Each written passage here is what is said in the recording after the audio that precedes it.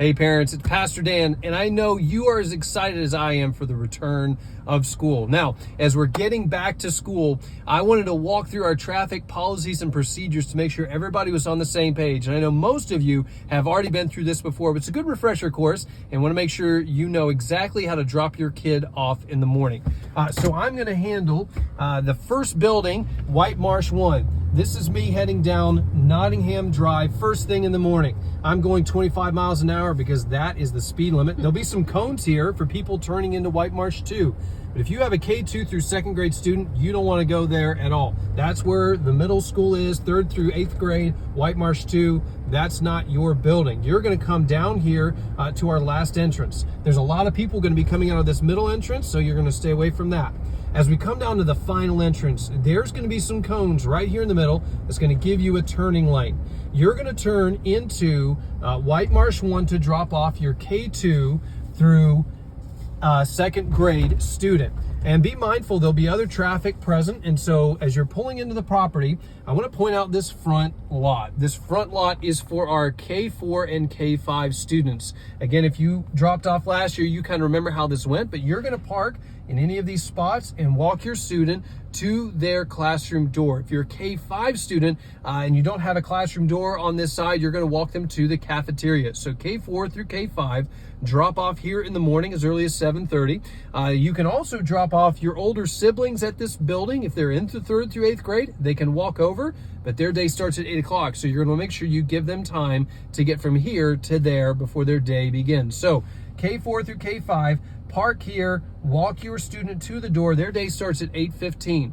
When you come back for pickup, it's the same thing. You'll pull into this lot, find a parking space, walk to your child's door, pick them up from the teacher, walk them back to the vehicle, and then you're going to exit out this way. You'll go back to you go to the middle of the buildings and turn left to exit. Please do not come back this way. It causes quite the bottleneck right here. So pull in this way, exit down at that middle entrance, K4 through K5 at 8:15.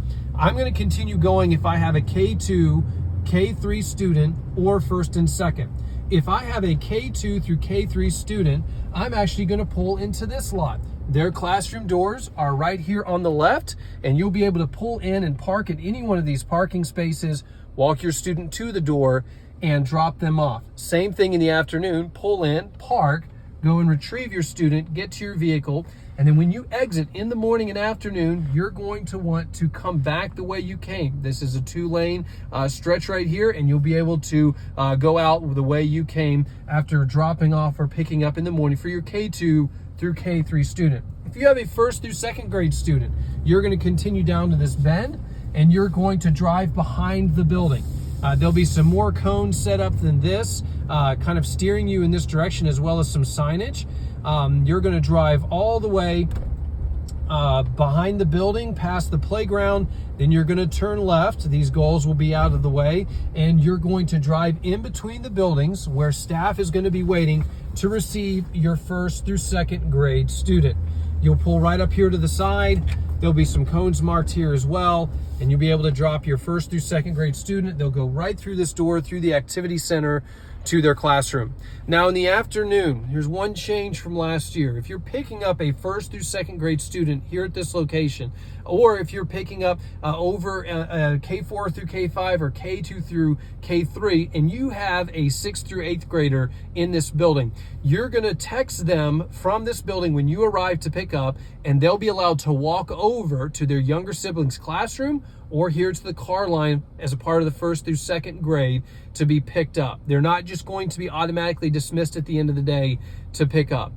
So if you're picking up in the afternoon, text them when you're over here.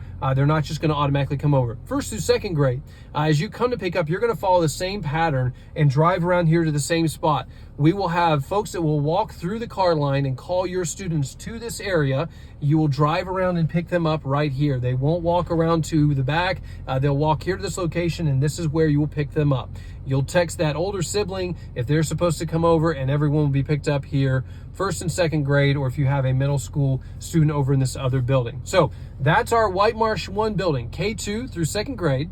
The day begins at 8:15, so you're going to drop off before then. If you have older siblings, you're going to give them the opportunity to get over here by 8 o'clock.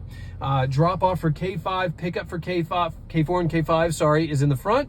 Drop off and pick up for K2 through K3 is in the back. And first through second grade is this line right here. I hope that's a help to you, and that's explanatory for our drop-off procedures for White Marsh 1.